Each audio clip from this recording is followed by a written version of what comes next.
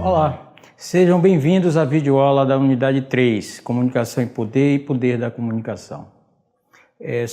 Subdividimos essa unidade em 3 subtópicos. Primeiro, situação global, tendências da comunicação. Segundo, situação regional, mídia e poder no Brasil. Terceiro, análise de conjuntura, a cobertura do poder. Discutiremos a relação intrínseca entre poder e comunicação. Enfatizaremos aspectos que determinam, por seu lado, o quanto a comunicação, compreendida enquanto ciência humana, se torna um importante instrumento de poder. Esse instrumento se presta a mostrar e, ao mesmo tempo, esconder o que os grupos de mando determinam ser ou não útil a seus interesses de autopreservação. Desse modo, se o que denominamos de segurança pública diz respeito a políticas de prevenção e proteção contra a criminalidade, entendida esta como infração à ordem legal, torna-se imperativo saber utilizar-se técnica e cientificamente das ferramentas de comunicação. Destaco aqui a análise da conjuntura e a cobertura do poder pela mídia, com ênfase num dos aspectos que mais ferem a qualidade da democracia no Brasil, a precária situação da chamada segurança pública. Conjuntura significa a situação do momento, o conjunto de fatos, acontecimentos e quadro geral de dada realidade.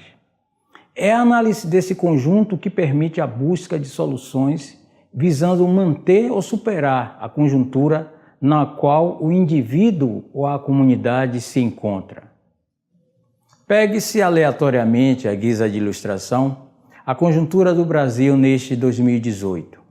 Qual a situação, o conjunto de fatos, acontecimentos e quadro geral da realidade do país no momento? Em referência à segurança pública, o que acontece aí? Reflitamos, despido de nossas certezas.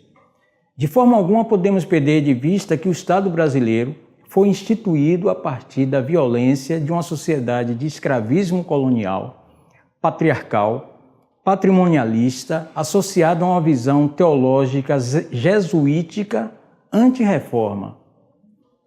O fundamento da ordem legal, encerrada no princípio weberiano de distribuição de poder, é manter no essencial o status quo.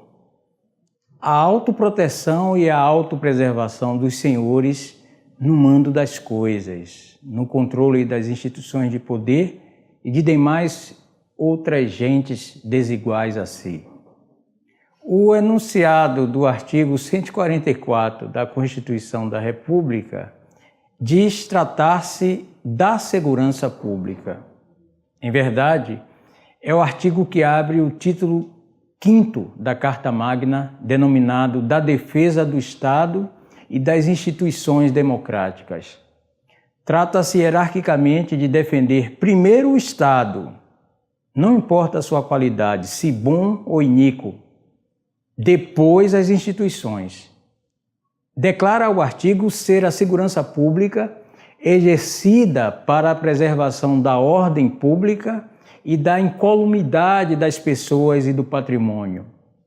A ênfase da segurança pública é o combate às organizações do crime organizado.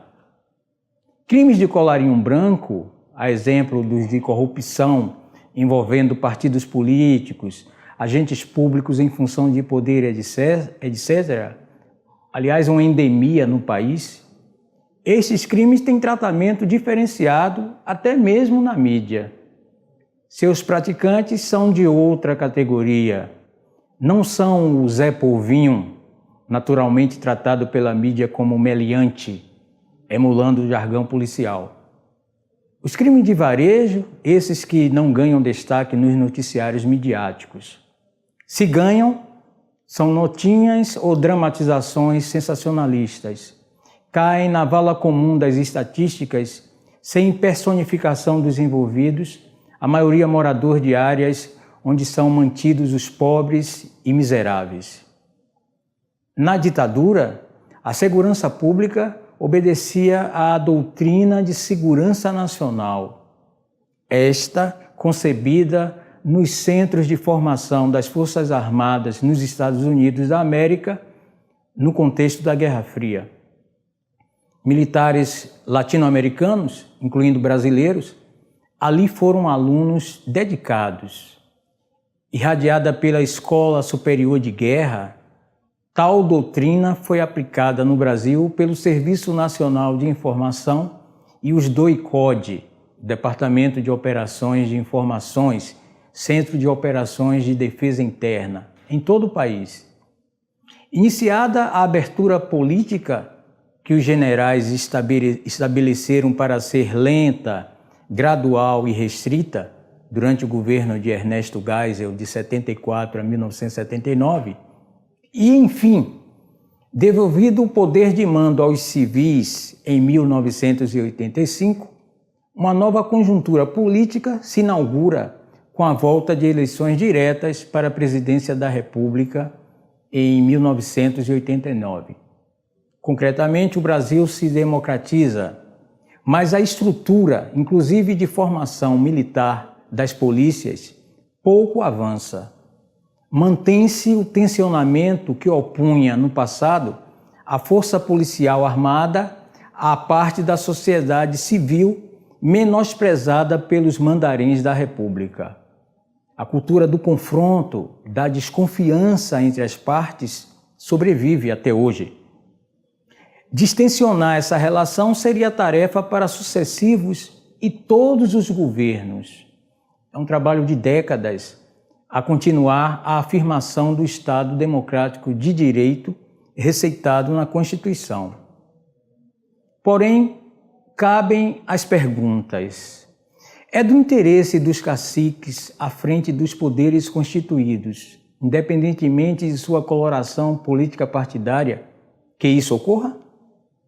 É plausível supor uma política nacional de segurança pública condizente ao gozo pleno por todos, sem qualquer distinções do referido Estado democrático de direito? Um dia a lei no Brasil valerá igualmente para todos? A comunicação social também estará normatizada segundo as mesmas regras, hoje tão comuns em serem burladas por quem tem poder e influência política para tanto. Boa sorte a todos nessa caminhada.